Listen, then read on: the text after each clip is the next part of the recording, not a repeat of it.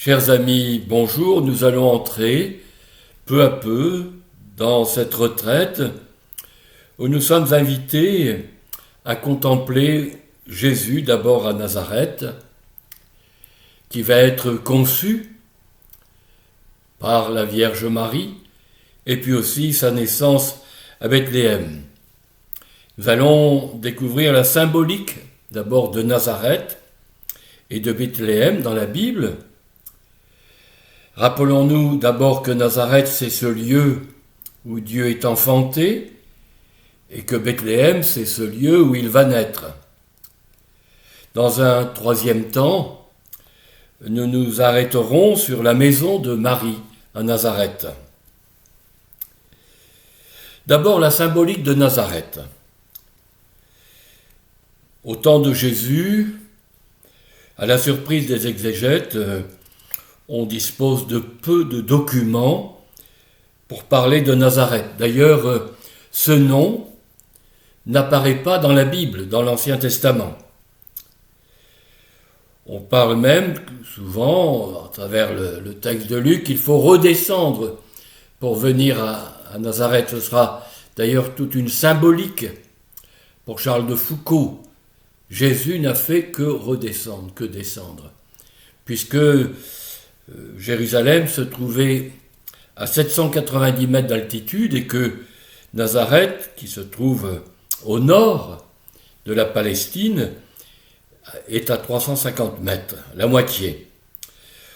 On sait que c'est une région de gens simples, de paysans, de bergers, d'artisans, une région à vocation agricole. On cultivait la terre et on pêchait le poisson dans le lac de Tibériade, qui se trouve tout proche. Mais ce qu'il faut noter, c'est que Nazareth se trouve au nord de la Palestine. Donc, on a appelé cette région de la Galilée le cercle des nations. La Galilée des gentils, c'était le nom donné à ceux qui n'étaient pas juifs, du latin gentes, qui signifie les nations.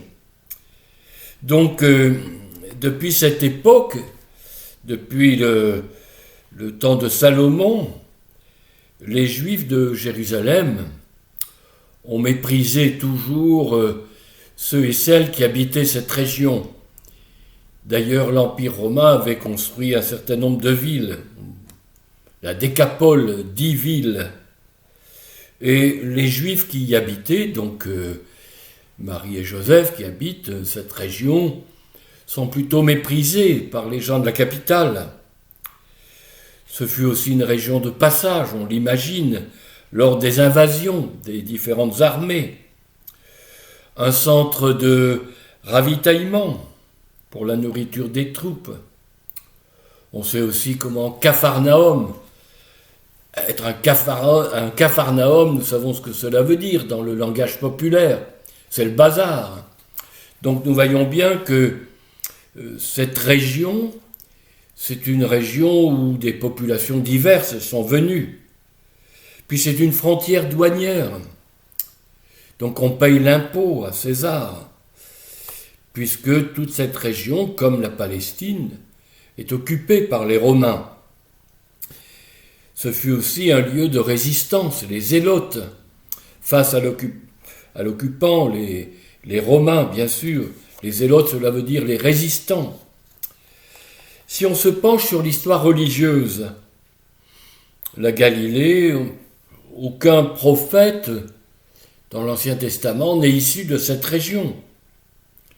Donc vous sentez bien que c'est une région composée de juifs, de croyants, mais aussi de croyants dans d'autres divinités. C'est donc, ce n'est pas l'authenticité de la foi juive. Pour trouver l'authenticité, c'est Jérusalem. Aucun Messie ne peut venir de cette région, on le rappellera d'ailleurs à Jésus. Puisque tu es de Nazareth, tu ne peux pas être le Messie. Et si tu es galiléen, c'est aussi Nicodème qui défend Jésus. On lui répond, mais est-ce que tu es galiléen, toi? Ben non. Donc, tu verras qu'aucun prophète ne vient. Donc vous sentez bien que les habitants de cette région sont des habitants de seconde zone. La sainteté ne peut pas venir de Nazareth. Et d'ailleurs, beaucoup des habitants n'allaient pas en pèlerinage à Jérusalem. C'était trop loin. Marie et Joseph vont y aller, bien sûr. Les pauvres paysans, comme les pêcheurs, vous savez, du lac, ne sont pas des pratiquants, des familiers de la Torah. Ils ne suivent pas pleinement la loi. On peut penser à ce peuple qu'évoque Isaïe, le peuple qui marchait dans les ténèbres, a vu une grande lumière. Sur les habitants du pays de l'ombre, une lumière a resplendi. Isaïe 9.1. Or, cela peut s'adresser aux gens de Nazareth. Voyez. D'ailleurs, la plupart des apôtres vont venir de cette région. Et la servante, au moment de la mort de Jésus, quand il est arrêté, dans la cour, elle va lui répondre à Pierre, mais tu as ton accent, tu es galiléen. Donc, cette région évoque la vie simple et cachée. Ce n'est pas la grandeur et la richesse qui définissent cette région. D'ailleurs, la famille de Jésus vont lui dire, mais quand on veut être connu, il ne faut pas rester ici. Monte dans la capitale. Puisque tu fais ces œuvres-là ici, il y a même des miracles. Manifeste-toi au monde. Et donc va dans la capitale. Et Jean ajoute, même ses frères, c'est-à-dire le clan familial, ne croyaient pas en lui. Vous pouvez retrouver cela dans Jean, chapitre 7, 3, verset 5. Donc on pourrait dire que Nazareth évoque une vie toute simple. Ce sont les paraboles de Jésus. Les gens qu'il évoque, ce sont des gens de Nazareth pour la plupart, qu'il a connus. Et dans le mot Nazareth en hébreu, c'est la racine qui signifie prendre soin, protéger, garder. Voilà la racine hébraïque. On pourrait dire que Nazareth, c'est la gardienne. Il y a même une idée de croissance. Ça veut dire qu'on peut grandir en humanité et en sainteté à Nazareth. C'est un très beau symbole. Et Luc va parler de croissance à propos de Jésus. Et il dira que Marie gardait aussi toutes ces choses dans son cœur. Et que Jésus va grandir en sagesse, en taille, devant Dieu et devant les hommes. Que c'est beau. Il va grandir en humanité et en sainteté à Nazareth. Et cela pendant 30 ans, sur sans doute 33 ans. Il va passer peu à peu de l'enfant au Fils du Père. Et Marie va nous révéler peu à peu cette fécondité humaine et spirituelle. Ce qui est encore surprenant, voyez-vous, c'est que les archéologues ne trouvent rien d'original dans cette région. Des gens devaient y habiter là déjà au temps de David, du roi Salomon. On y a retrouvé des machines à moudre le grain, des pressoirs à huile, des outils agricoles, des réservoirs d'eau. Or, Nazareth n'a rien à offrir à l'humanité de grandiose, n'a pas de renommée, de réputation. Les paysans, les bergers, les artisans, le soir, à la belle saison, devaient se retrouver, comme les femmes, autour de la fontaine. Elles devaient remplir pendant ce temps-là leurs amphores, donner à boire aux animaux, aux chèvres. Les enfants devaient jouer. On devait parler du temps, de la météo, comme aujourd'hui. Le ciel est rouge, il fera beau demain. Ce sera une belle journée pour commencer à récolter le blé. Puis il faut aussi se souvenir que Nazareth est occupé. C'est la guerre. Il est occupé par l'occupant romain. Et quand les soldats sillonnent la campagne de Nazareth, on pense à l'impôt imposé par l'empereur César Auguste.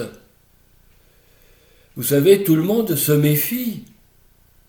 Ils viennent peut-être rechercher l'un ou l'autre résistant qu'on appelle un zélote. Quand ils quittent le village, on doit se dire qui va nous libérer enfin de la puissance tyrannique des Romains. Nous sommes devenus des esclaves. Mais que fait Dieu? Que fait Dieu à Nazareth? En même temps, ce sont des gens, des croyants, des gens tout simples qui prient, en famille souvent. Ils vont aussi à la synagogue. Oh, c'est une petite synagogue. Elle n'a rien du temple, ni des grandes synagogues de Capharnaüm ou d'autres, non. La journée est rythmée par 3 temps de prière. D'abord le matin, puis le soir. On récite le schéma Israël, c'est-à-dire écoute Israël, le Seigneur notre Dieu est l'unique. Tu aimeras le Seigneur ton Dieu. Vous trouvez cela dans le livre du Deutéronome, chapitre 6, versets 4 à 7. Puis il y avait une prière de bénédiction. L'après-midi, vers 15 heures, on s'arrêtait à nouveau pour prendre un temps de prière. La synagogue, c'était d'abord l'école rabbinique.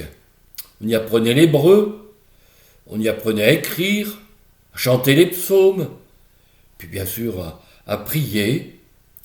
C'est la famille qui tenait une place prépondérante dans l'éducation des enfants. Mais la famille, c'est le clan familial. Ça n'a rien à voir avec nos familles aujourd'hui. Si on regarde la vie toute simple de Joseph et Marie, ils devaient former un couple croyant, priant, attaché aux observances de la loi de Moïse. Chaque année, ils devaient se rendre, quand ils étaient enfants, en pèlerinage à Jérusalem. Puis leur foi était très proche des réalités quotidiennes. On appelait ces gens les Anawim, les pauvres de Yahvé. Ces gens tout simples, proches de Dieu. Joseph et Marie font partie de cela. Dans la communauté villageoise, ils vivent la simplicité, l'absence de domination dans la relation. Vous savez, Joseph, dans son travail, n'a pas toujours été payé par ses clients. Il a dû travailler gratuitement pour certains. Mais ce sont des gens qui s'en remettent à la bonté de Dieu. Ils sont profondément croyants. La louange est l'expression de leur spiritualité. On a le Magnificat. Ils ont appris à se tourner vers Dieu, même dans les moments de détresse, même quand le pays est occupé.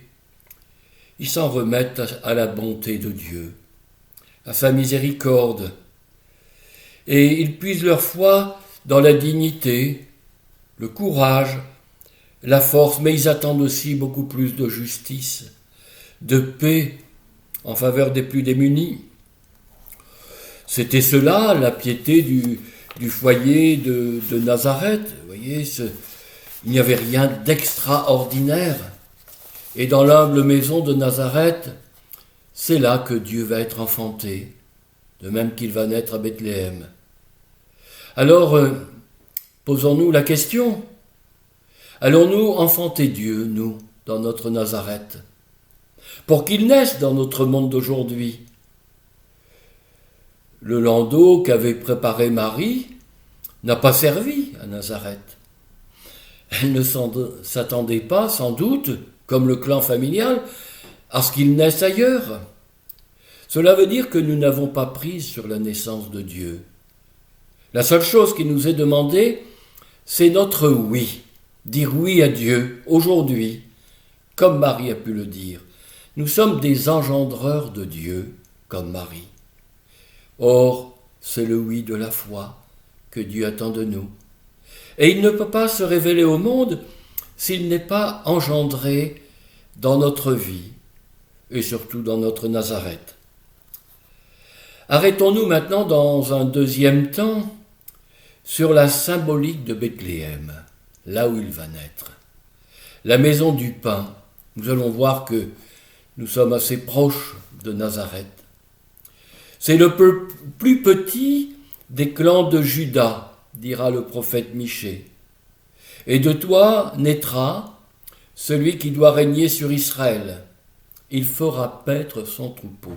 Le plus petit des clans de Juda. Michée 51, verset 5. Pardon, Michée 5, 1,5. Versets 1 à 5. À Bethléem, on peut dire que tout va commencer. Et pourtant, c'est la plus petite ville de Juda. Cela nous rappelle David, lui qui était le dernier fils de Jessé, le plus petit, celui qui était au champ qu'on avait oublié, pour qui on n'a pas d'estime dans la maison. Or, quand le prophète Samuel rencontre Jessé, le père de David, ce dernier fait paître le troupeau. Vous trouvez cela dans l'Ancien Testament, au premier livre de Samuel, chapitre 16, versets 1 à 13. Or, David est de Bethléem. Et sa famille vient de la tribu d'Éphraïm. Ça veut dire que ce sont des émigrés venus du nord. Donc la lignée de David n'est pas pure. Bethléem, c'est donc aussi, comme Nazareth, ce village composé de gens venus de différents endroits et qui n'est pas appelé à la célébrité comme Jérusalem. Or, ce qui va toucher Dieu, et à travers Samuel, c'est la petitesse, ce petit David. D'ailleurs, un jour, il dira « Qui suis-je, Seigneur ? Et quelle est ma maison, ma lignée, puisque mes ancêtres sont des étrangers, pour que tu m'aies mené jusque-là. Mais cela est encore trop peu à tes yeux, Seigneur. Tu étends aussi les promesses à la maison de ton serviteur pour un avenir lointain. » Deuxième livre de Samuel 7, 18, 19. Vous sentez bien que Bethléem, comme Nazareth, n'ont aucun droit, mais pourquoi Dieu les choisit ? Pour manifester au monde que tout est grâce.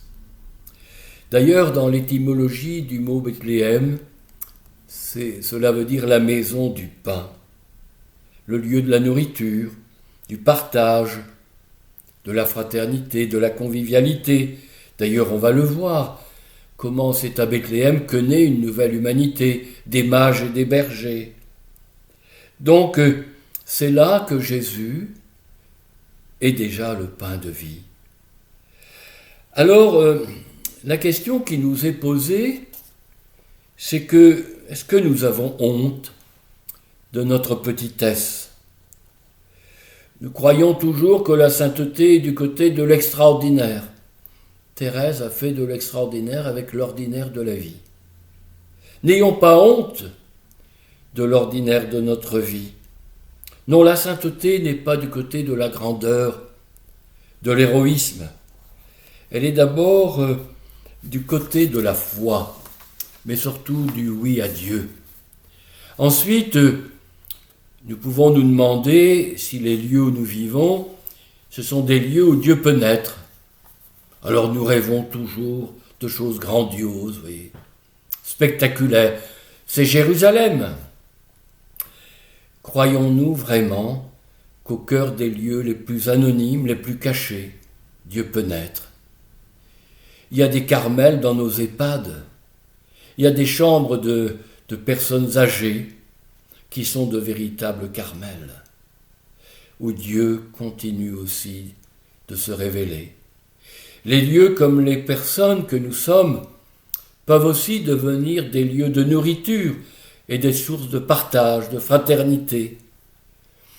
Il y a peut-être peu de réussite dans notre vie, et même le sentiment d'échec. Vous savez, quand on relit sa vie, il y a des pages de notre vie qu'on voudrait oublier. Bethléem nous révèle que même si Dieu n'est pas accueilli dans les auberges de la ville, il peut naître là, tout à côté, même dans une mangeoire d'animaux.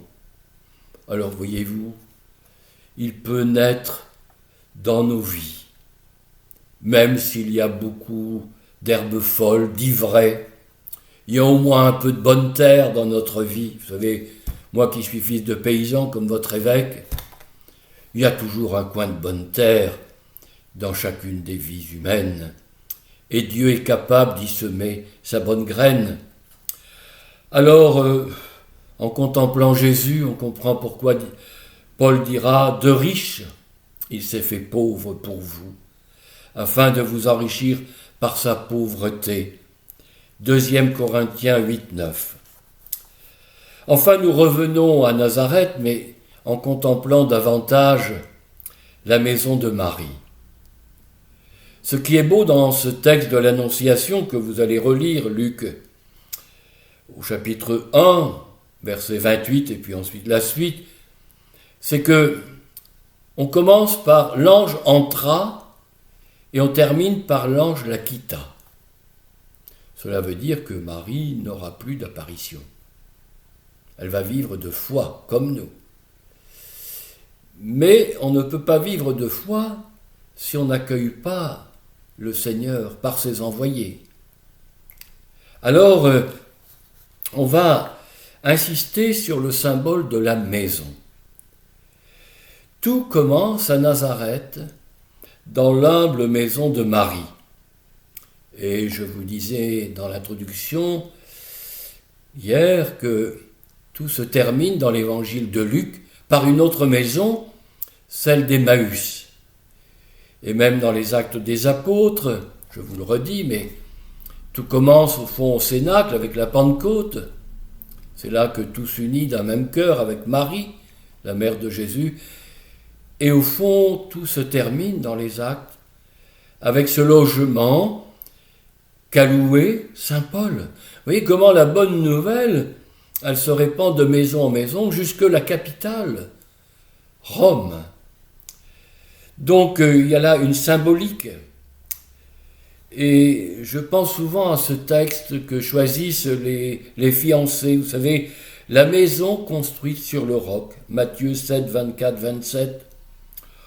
Or, nous devinons que la maison, c'est le lieu de notre intimité. C'est nous-mêmes la maison. Nous sommes la maison de Dieu. Bien sûr, c'est peut-être notre appartement, mais c'est nous qui sommes la maison de Dieu. Saint Paul, d'ailleurs, le redira aux Corinthiens. Or, quand Dieu choisit de venir dans notre monde, il s'invite là où l'être humain est le plus lui-même. Ouvrir sa porte à quelqu'un, c'est le faire entrer dans son intimité. Or, Luc ne décrit pas l'ange Gabriel, c'est pas. Il est l'envoyé de Dieu, mais il insiste, il entra chez elle et il la quitta. Alors le terme grec signifie auprès d'elle. Ça veut dire que quand Dieu s'invite chez nous, il ne reste pas sur le seuil de la porte. Il s'assit. Prenez une chaise, Seigneur. Voilà ce qu'il faut lui dire. Il s'assit à notre table. C'est très beau. Alors, ce chez nous a une multitude de significations. Je vous ai dit qu'il frappe à la porte. Il ne reste pas à l'extérieur. Mais la cloche, il n'y en a pas à l'extérieur. Il n'y en a qu'une. Elle se trouve à l'intérieur. Alors, il a beau frapper, si nous n'ouvrons pas, il n'entrera pas. Il ne s'impose pas à Dieu. Vous voyez, il s'incline même devant l'autel de la conscience humaine. Il respecte notre liberté, à la différence des gourous qui ont marqué notre temps, qui eux se sont imposés. Ils ne se sont sûrement pas inclinés devant l'autel de la conscience humaine. Ils ont même parlé au nom de Dieu. Ils se sont mis à sa place. En même temps, la maison, c'est le lieu d'habitation. C'est là où nous avons une adresse, un habitat, un espace, des habitudes. Tout être humain a autant besoin d'un toit que de pain. On n'est pas fait pour être SDF. D'ailleurs, remarquez que dans la Genèse, au tout début, dans la Bible, quand Dieu crée l'homme et la femme, il aménage l'univers. Ce n'est pas le chaos, c'est même un jardin qui est cultivé, un lieu habitable. Et donc la maison, c'est un lieu où l'être humain se sent protégé des dangers extérieurs, depuis les intempéries jusqu'aux voleurs. Or, rappelons-nous que dès le début de l'humanité, les hommes ont eu besoin de vivre dans des cavernes. Et au fond, l'être humain, il a besoin d'habiter un espace. Winston Churchill disait « Nous donnons des formes à nos maisons, et à leur tour, elles nous forment. » C'est aussi le lieu de la famille, là où l'être humain apprend à créer des liens. Alors je sais bien que on est parfois seul dans sa maison. On évoque la maison des parents, parfois des grands-parents, des arrière-grands-parents, des cousins. Une maison, elle a en général toute une histoire. Bien sûr, aujourd'hui, nous vivons dans des appartements, c'est différent. Mais pensons au petit enfant, quand il dessine sa maison. Thérèse, à Alençon, elle dessinait sa maison avec les volets ouverts. C'est tout un symbole, les volets n'étaient pas fermés, vous voyez. C'est le lieu de la vie relationnelle et non de l'anonymat. Chez nous, dans notre maison, on s'appelle par son prénom. On est quelqu'un. Vous voyez, ça c'est important. Or, Jésus va aller dans pas mal de maisons, depuis celle de Zachée, mais pensez à la maison de Béthanie, où Jésus se retrouve auprès de Lazare, Marthe et Marie, juste avant la Passion. Ce sont quelques instants de bonheur qu'il va goûter avant sa mort tragique. La maison de Lazare, c'est un lieu de paix, alors que dehors on crie à mort. La maison, c'est là où on apprend à aimer. C'est là où se construit un être humain et que s'enfante un saint. C'est là où se construit un être humain et s'enfante un saint. Retenez bien cela. Votre quotidien, c'est le lieu où se construit un être humain et où s'enfante la sainteté à laquelle nous sommes tous appelés. Alors c'est là où on apprend aussi à pardonner, à recevoir. C'est là où, vous savez, où on ne peut pas faire le malin. Nos frères et nos sœurs nous connaissent. On n'est pas sur un piédestal. Chez nous, c'est pas possible, vous voyez. C'est là où on apprend à dire « je », mais aussi « nous ». Et c'est là où on apprend à vivre la communion dans la différence, grâce à nos parents qui donnent leur vie pour que naissent des frères et des sœurs. Que cela est difficile. Donc vous sentez que la maison devient ce lieu de l'accueil de la vie, du partage des tâches, de l'apprentissage à la vie sociale, mais aussi de la découverte de soi-même. J'aime beaucoup cette belle prière quand des chrétiens demandent aux prêtres de bénir leur maison. Voilà ce que dit le prêtre. Que le Christ soit au milieu de vous, qu'il favorise entre vous l'amour fraternel, qu'il prenne part à vos joies, qu'il soulage vos peines. Et vous, laissez-vous conduire par les commandements et les exemples du Christ. Veillez avec soin à faire de cette maison une demeure de paix qui répande loin autour d'elle le parfum du Christ.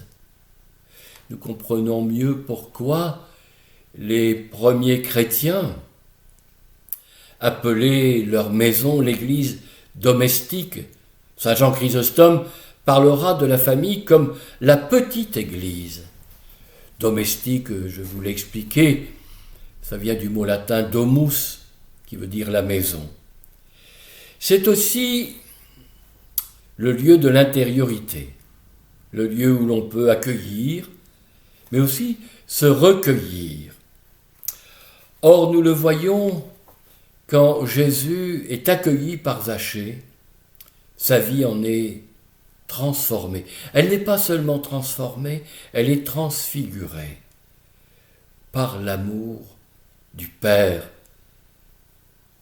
par Jésus. Que Zachée a été touché par l'amour de Dieu en la personne de Jésus. Et qu'est-ce qui se passe? Sa vie, elle est transfigurée. De même, quand Jésus est invité chez Marthe et Marie, il veut faire de cette maison non pas le lieu uniquement des tâches ménagères, c'est évident, parfois harassante. Elle est aussi le lieu de la sainteté, de la contemplation, d'une authentique vie spirituelle. Et les personnes qui habitent ce lieu, cette maison, sont les premiers témoins, mais aussi les murs en respirent parfois l'ambiance. Et lors de la venue de l'Esprit Saint, dans une maison, d'abord au Cénacle, il est dit que, dans les Actes des Apôtres, toute la maison en est imprégnée. Frères et sœurs, accueillez dans votre bureau, dans votre salle à manger, accueillez aujourd'hui l'Esprit Saint. Il est venu dans une petite maison à Jérusalem avant de se répandre sur le monde. Et toute la maison en est imprégnée. Cela veut dire que notre personne, puisque la maison étant le symbole de chacun et chacune d'entre nous, est invitée à devenir une maison divine, et que les lieux aussi que nous habitons, n'hésitons pas à y mettre une petite croix, une statue peut-être de la Vierge Marie, peut-être une icône. C'est important que les lieux où nous nous retrouvons soient aussi des lieux habités par des symboles de la présence du Seigneur. En tout cas, nous sommes invités à accueillir le Seigneur dans notre humble maison, comme celle de Marie à Nazareth, et sachons qu'elle est imprégnée, comme notre vie, de la présence de l'Esprit Saint. Alors invoquons-le. Je vous souhaite une bonne retraite. Merci.